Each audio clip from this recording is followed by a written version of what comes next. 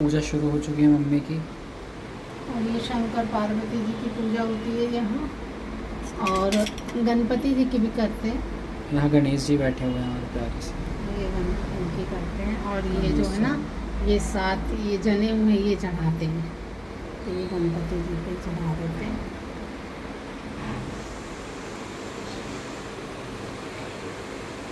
क्या होता है वैसे इस कथा में? ये कथा है लड़कों के लिए करते हैं, लड़कों की उम्र के लिए, लड़के जिसके नहीं होते ना, तो उसके लड़के तो आपके तो हो गए ना अब? हाँ, तो उनकी लंबी आयु के लिए करते हैं। नहीं, हमें ज़्यादा चाहिए नहीं। नहीं, बच्चों के लिए माँ बाप करते हैं। और इसमें ये है ना, ये कड़े ये लेते हैं। तो अच्छा। कल मैं ये लेने गई थी, क्योंकि चांदी बहुत महंगी है ना, तो अंगूठी लाई हूँ दोस्तों और इसलिए मेरे लग भी गई थी यहाँ, अंगूठी लेने गई थी। तो इस बार ये अंगूठी की, वैसे तो जो भी लाओ कर सकते हो, सोना चांदी। तो ये इसको है ना दही में डुबो के रखते हैं, ये दही में डुबोते हैं और इसको धो के, और इसकी बाद में पूजा की जाती है। इसको पहन लेते हैं क्या? हाँ, इसको बाद में पहन लेते हैं। जिसको पहनना है पहनो, जिसको ना पहनना है ना पहनो, ज़रूरी नहीं है। क्या करेंगे, यहाँ ₹1.25 दे देना है कि यहाँ रख देंगे इस पर। ये जो है ना दान के लिए है, ये दान पंडित जी को दिया जाएगा। और ये पुए हम खाएंगे, इसे जितने दिन में खा लो, आज 2 खा लो, कल खा लो, लेकिन ये जिसका बेटा है वो ही खाती है माँ। और ये है हमारी किताब संतान सप्तमी की, इसको हम पढ़ेंगे। और ये हमने बनाया है, क्या बोलते हैं इसको, चरणामृत। ये दही और सारा पूरा 7 तरह की पंचमेवा डाल के ये बनाया है। इसको भगवान को भोग लगाएंगे। ये दूध है और ये केला है। वहाँ वासुदेव के घर पहुँचे, इतनी गर्मी लग रही है।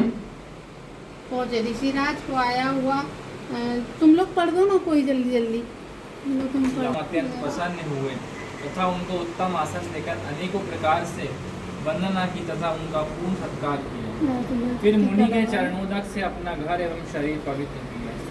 तब ऋषि लूमश ने नामक पत्नी थी। उसी नगर में विष्णुगुप्त नामक एक ब्राह्मण भी रहता था। उसकी पत्नी का नाम भद्रमुखी था। वह भी अत्यंत रूपवान तथा सुंदरी थी। रानी और ब्राह्मणी में अत्यंत प्रेम था। एक दिन वे दोनों सरयू नदी में स्नान करने गई। वहाँ उन्होंने देखा कि अन्य बहुत सी स्त्रियां भी सरयू में स्नान कर निर्मल वस्त्र पहन योनि में जन्म लिया। ब्राह्मणी मुर्गी की योनि में भी कुछ ना भूली। वे भगवान शिव व पार्वती का ध्यान करती रही। रानी बंदरिया की योनि में सब भूल गई। दोनों दिन बाद इन दोनों ने शरीर भी त्याग दिया। इनका तीसरा जन्म पुनः मनुष्य योनि में हुआ। ब्राह्मणी ने ब्राह्मण की कथा तथा रानी ने राजा की कन्या के रूप में जन्म लिया। ब्राह्मण कन्या का नाम भूषण देवी तक। कन्या अत्यंत सुंदर थी। वे आभूषण किसी बालक को कुछ नहीं हुआ। ये देख रानी आश्चर्य में पड़ गई तथा इस रहस्य की जानकारी में लग गई। भगवान की पूजा से निवृत्त हो जब भूषण देवी आई तो रानी ने कहा, मैंने ईर्ष्यावश तेरे पुत्रों को मारने हेतु विष दिया है, किंतु इसका कुछ भी नहीं हुआ। इसका क्या रहस्य है? ऐसा ब्राह्मणी ने कहा, हे रानी, सुनो, मैं तुमको अपने और अपने 3 जन्मों का हाल सुनाती हूँ। सो सुनो। पहला जन्म में तुम राजा नहुष की पत्नी थी। तुम्हारा नाम चंद्रमुखी था। मैं जब ब्राह्मणी थी, तुम अयोध्या में रहते थे और मेरी तुम्हारी बड़ी प्रीति थी। एक दिन तुम दोनों सरयू नदी में संतान सप्तमी मैया की जय।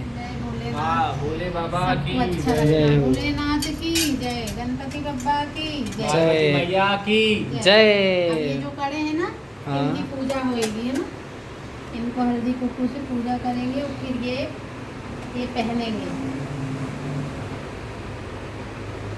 है ना। और ये गंडा बनाते हैं। जो गरीब है वो ये पहन के पूजा ये कर सकते हैं, इसकी पूजा। और जो पैसे वाला है थोड़ा भी, तो वो चांदी के लिए आए, और जो ज़्यादा पैसे वाला है वो सोने के लिए आए। इस तरह देख लीजिए भाई, अपने अपने पॉकेट के हिसाब से के अनुसार होती है।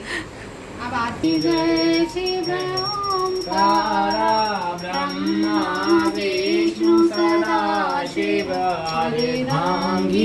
धारा ओम जय शिव ओंकाराय एकानन चतुरानन पंचानन राजे शिव पंचानन राजे हंसासन गरुड़ासन वृषवाहन साजे ओम जय शिव ओंकारा।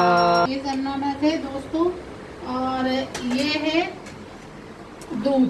अब मम्मी खाना और मतलब जब तक खाएंगी। ये दिया जलता है तब तक हमें पुए खाने होते हैं। अच्छा तो ये पूरे पुए तो हम नहीं खा पाएंगे। ये तो गेम हो गया हैं? ये तो गेम जैसा हो गया। नहीं ये गेम ऐसा ही है, जब तक दिया जलता है तब तक आपको ये पुए खाना है पूरे। तो हम खाना शुरू करते हैं।